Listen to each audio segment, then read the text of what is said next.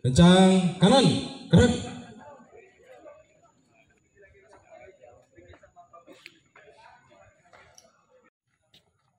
Dalam rangka menyambut dan memeriahkan Hari Ulang Tahun Republik Indonesia ke-79, pemerintah Kota Langsa mengibarkan bendera merah putih berukuran 5 kali 10 meter di tower hutan mangrove setinggi 45 meter.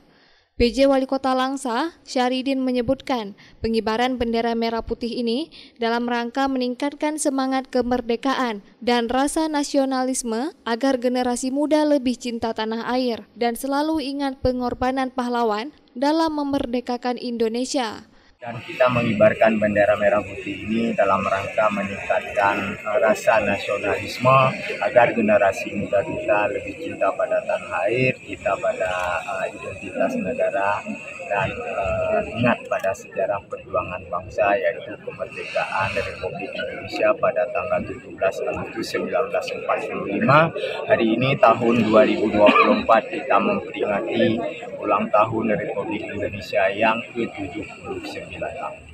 Pengibaran bendera ini adalah salah satu program dari Kementerian Dalam Negeri dalam rangka pembagian 10 juta bendera.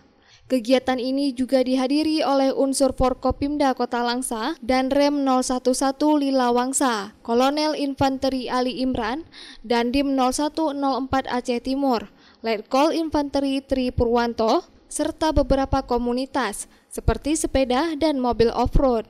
Dari Langsa, Selinovita melaporkan untuk Puja TV Aceh.